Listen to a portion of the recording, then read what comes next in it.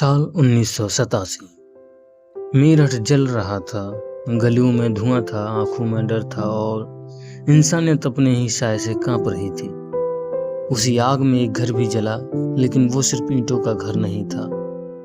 वो एक शायर का सपना था। वो अलमारी में रखी किताबें थी, वो कागजों पर बिखरे जज्बात थे, वो गजलें थी जो किसी औलाद की तरह सीने से लगा कर रखी गई थी। उस शायर का नाम था बशीर बद्र। दंगाइयों ने घर जला दिया और राख में बदल गई वो गजलें जिन्हें लिखने में पूरी जिंदगी लगी थी। कहते हैं उस हादसे के बाद बशीर बद्र साहब कई दिनों तक खामोश रहे, टूट चुके थे अंदर से। लेकिन असली शायर वही होता है जो राख से भी अल्फाज चुन ले आए। दोस्तों ने, चाहते वालों ने, जिन्हों जो शेर याद थे उन्हें फिर से कागज पर उतारा और फिर एक दिन बशीर बद्र वापस मुशायरे में लौटे।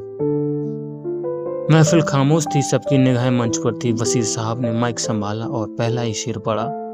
लोग टूट जाते हैं एक घर बनाने में, तुम तरस नहीं खाते बस्तियां जलाने में।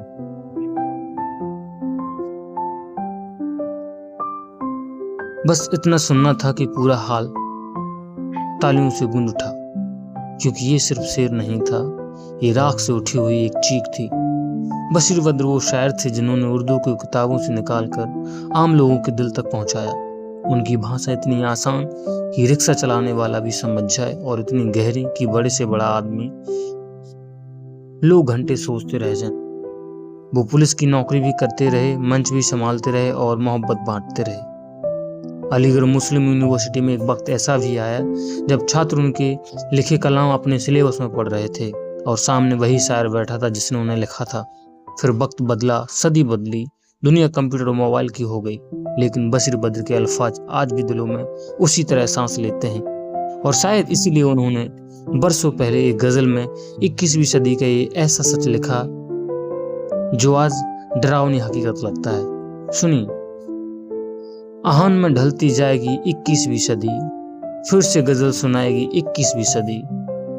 बगदाद, दिल्ली, मॉस्को, लंदन से दरमियां बारूद भी बिछाएगी 21वीं सदी।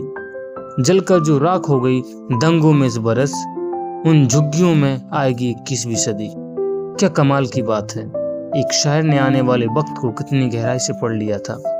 आज बशीर बद्र साहब हमारे बीच नहीं है, लेकिन उनके शेर अब भी जिंदा हैं, महफिलों में, किताबों में और उन लोगों के दिलों में जिन्होंने कभी मोहब्बत की है या कभी टूटे हैं। जावेद अख्तर साहब ने उनके जाने पर कहा था, आज उर्दू थोड़ी और गरीब हो गई है। सच ही तो है, कुछ लोग सिर्फ इंसान नहीं होते, पूरी एक तहजीब होते हैं। अलविदा बशीर बद्र साहब, आप चले गए, लेकिन आपकी गजलें अब भी हमारी दुनिया रोशन कर